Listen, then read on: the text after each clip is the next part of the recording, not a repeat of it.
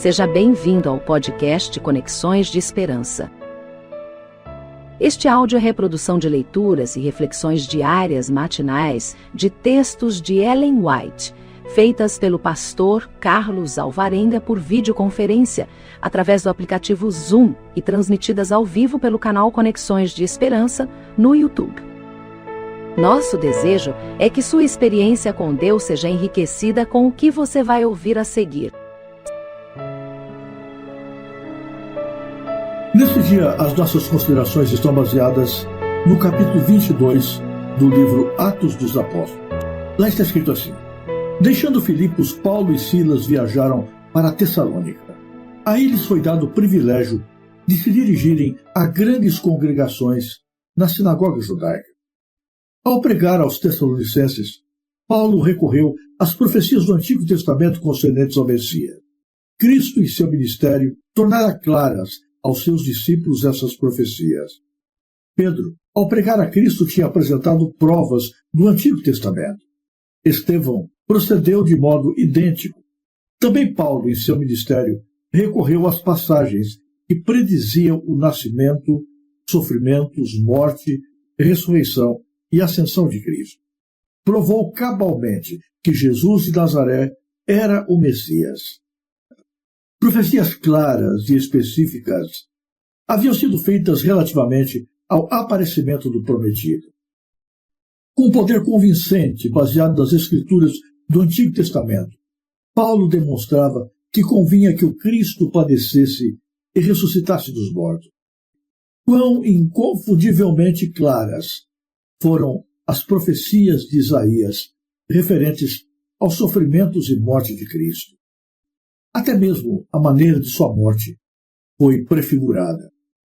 Paulo mostrou quão intimamente havia Deus ligado o sacrifício expiatório com as profecias referentes àquele que devia, como um cordeiro, ser levado ao matadouro. O Messias daria a sua vida como expiação do pecado.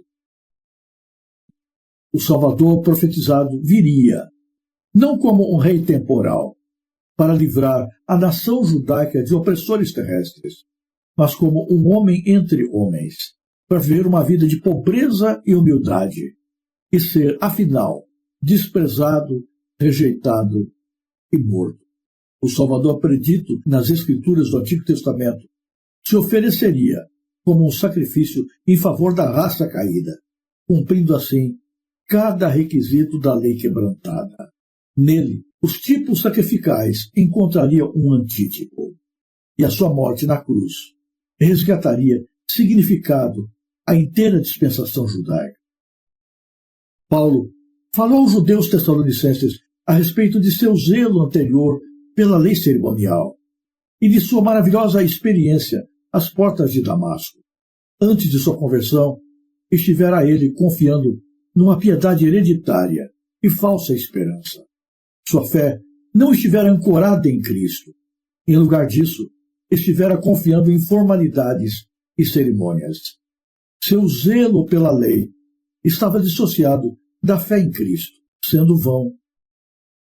Enquanto blasonava de ser irrepreensível nas práticas das obras da lei, tinha recusado aceitar aquele que tornara a lei valiosa. Mas ao tempo de sua conversão, tudo havia sido mudado. Jesus de Nazaré, a quem Paulo perseguira na pessoa de seus santos, aparecera diante dele como o prometido Messias. O perseguidor vira-o como o Filho de Deus, aquele que viera à terra em cumprimento das profecias e em cuja vida se cumprira cada detalhe dos sagrados escritos. Ao proclamar Paulo com zelo o Evangelho na sinagoga de Tessalônica, um jato de luz se derramou sobre o verdadeiro significado dos ritos e cerimônias que se relacionavam com o serviço do tabernáculo. Conduziu ele a mente de seus ouvintes para além do cerimonial terrestre e do ministério de Cristo no santuário celestial, até o tempo em que, tendo completado seu trabalho de intercessão, ele deverá voltar com poder e grande glória para estabelecer o seu reino na terra. Paulo cria na segunda vinda de Cristo. Apresentou as verdades concernentes a este evento com tanta clareza e ênfase, que produziu na mente de muitos dos ouvintes uma impressão que nunca mais se apagou. Depois de muito sofrimento entre os gentios, Paulo estava agora em Tessalônica. Nesta cidade havia grandes sinagogas judaicas. Paulo começou a pregar a partir delas. E é interessante a maneira como Paulo prega. Ele não apresenta um discurso cheio de recursos homiléticos e de oratória. Ele não apresenta argumentos emocionalmente fabricados para levar as pessoas a tomarem uma decisão emocional. Paulo prega a partir da revelação das Escrituras Sagradas. A Bíblia não existe por acaso. A Bíblia é a revelação de Deus.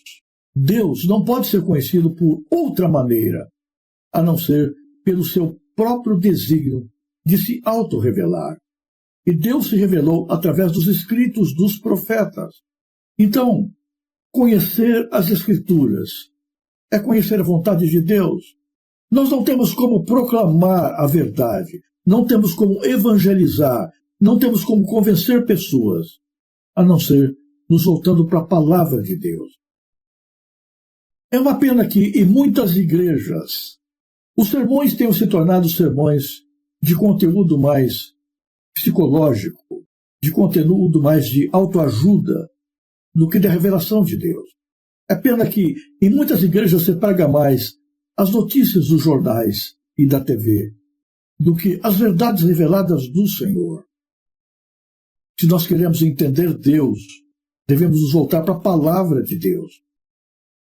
Os judeus não entenderam e não aceitaram Jesus como Messias, porque não abriram o seu coração para aquilo que Deus já havia revelado.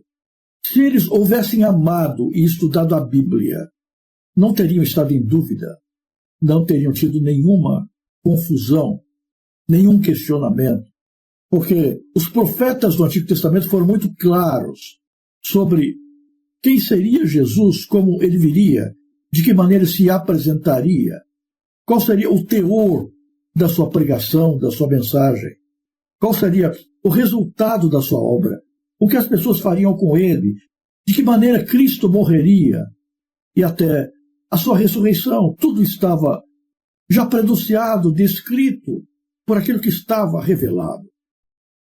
Mas os judeus confiaram na sua sabedoria, na sua teologia, na sua interpretação humana daquilo que é divino. Deixaram de lado o que Deus diz para crer naquilo que os sacerdotes diziam, que os escribas pregavam, que os autores da lei ensinavam. E por isso não reconheceram Jesus. Agora, na sinagoga judaica em Tessalônica, Paulo abre a Bíblia, toma os profetas e deixa Deus falar através daquilo que estava escrito. E quando Deus fala, as vendas dos olhos caem, as pessoas abrem a sua percepção e elas passam a entender verdadeiramente o Messias que as profecias indicavam e começam a compreender que essas profecias se cumpriram em Jesus Cristo. Quando a palavra de Deus é aberta, um milagre acontece no coração, o milagre da percepção, da compreensão da revelação de Deus.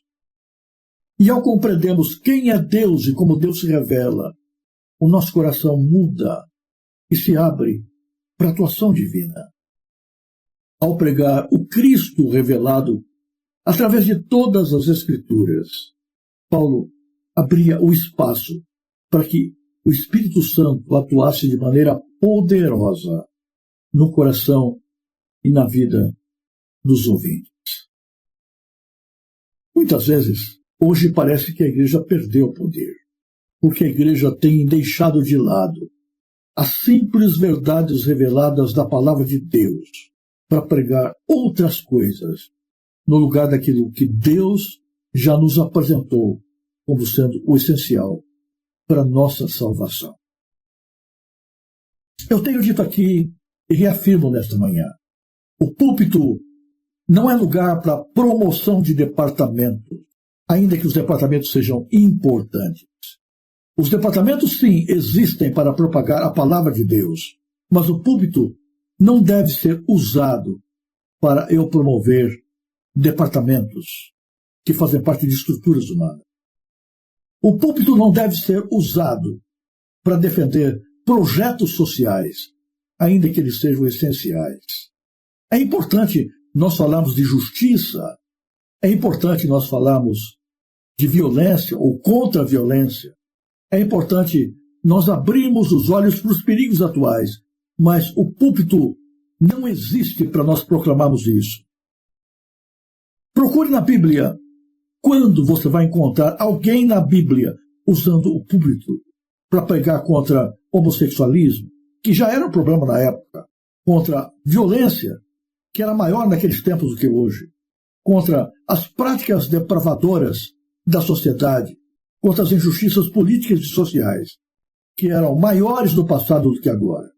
Nunca você vai encontrar o púlpito sendo usado na Bíblia para isso. E nas nossas igrejas também isso não tem lugar. Púlpito não é de departamento A ou de departamento B. Púlpito não é para criança, para mulher, para adulto, para velho. Culto é para a igreja, para todos. E culto deve ser usado sempre para a exposição da palavra do Senhor. E a palavra do Senhor não faz distinção de sexo, de classe econômica, de classe política, de circunstâncias humanas. A palavra de Deus alcança a todos. É claro que nós podemos responsabilizar grupos específicos para ocasiões específicas, mas o sermão não é apresentado para classes especiais. O sermão é a palavra de Deus lida e interpretada diante do povo. Quando Paulo fez isso, o poder de Deus foi derramado sem medida e conversões aconteceram de maneira poderosa. Pessoas foram tocadas e enxergaram não só o passado, mas a realidade presente e, inclusive, as profecias futuras. Os olhos dos tessalonicenses se abriram não apenas para o Cristo que veio, viveu entre os homens, morreu e ressuscitou, mas, inclusive, para o Cristo que virá a segunda vez em poder e grande glória, quando reunirá os seus filhos, inclusive aqueles que foram arrebatados pela morte. Graças a Deus, embora tudo mude, a palavra de Deus ainda tem poder. Os meios de comunicação passam e se atualizam, mas a pregação ainda tem poder, ainda continua sendo a loucura do Evangelho sendo proclamada e realizando milagres. Ninguém explica como um simples sermão, sem a tecnologia midiática, consegue tocar corações.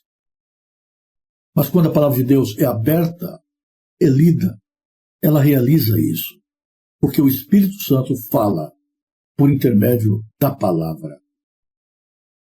Na leitura de hoje, o apelo para nós é para que nos abramos mais à palavra de Deus.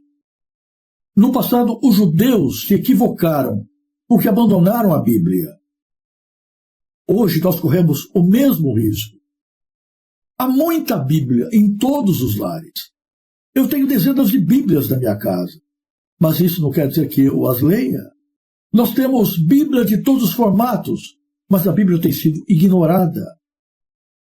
Grande parte da igreja se alimenta apenas de um sermão raso, pregado no púlpito e ainda no dia de sábado, porque a maioria dos membros da igreja já não vão mais aos cultos aos domingos e às quartas-feiras. E quando chegam no culto, muitas vezes, ao invés de ouvirem a palavra, ouvem outras coisas, outros assuntos, a realização de outros objetivos, que não seja a propagação da palavra de Deus. E por isso muitos estão fracos. E por isso a igreja tem perdido poder. E por isso o evangelho patina. Temos de voltar para a palavra de Deus. Sempre que a palavra de Deus é aberta e pregada, milagres acontecem. Todas as vezes que pessoas se abrem para a simplicidade da palavra de Deus, vem Deus a todos da sua vida. Ouvem a voz de Deus falando ao seu coração. Entendem melhor os planos de Deus e recebem a salvação que vem dele. Precisamos voltar para a Bíblia, como igreja e como indivíduo. E você talvez diga, pastor, mas nós somos a igreja da Bíblia. Já fomos, irmão. Mas nós engessamos o nosso calendário eclesiástico com tantas datas comemorativas, com tantas datas relacionadas com projetos e departamentos, que muitas vezes nós vamos à igreja e voltamos sem ouvir a palavra de Deus.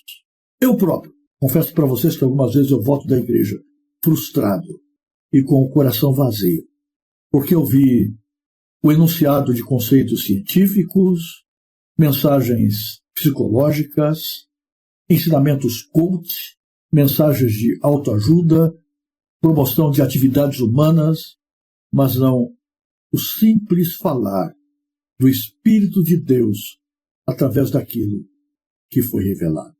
Que Deus toque o nosso coração. Ouça menos os homens, leia mais a Bíblia. Gaste mais tempo com a palavra de Deus e menos com o YouTube. Deixe de lado aqueles pregadores que estão preocupados em contextualizar política, social e temporalmente a revelação de Deus. Volte-se mais para a revelação original da palavra do Senhor. E ao fazer isso, você vai descobrir que a voz de Deus ainda fala de maneira poderosa. O Espírito Santo ainda realiza milagres. E milagres não apenas na vida dos outros, mas no nosso próprio coração.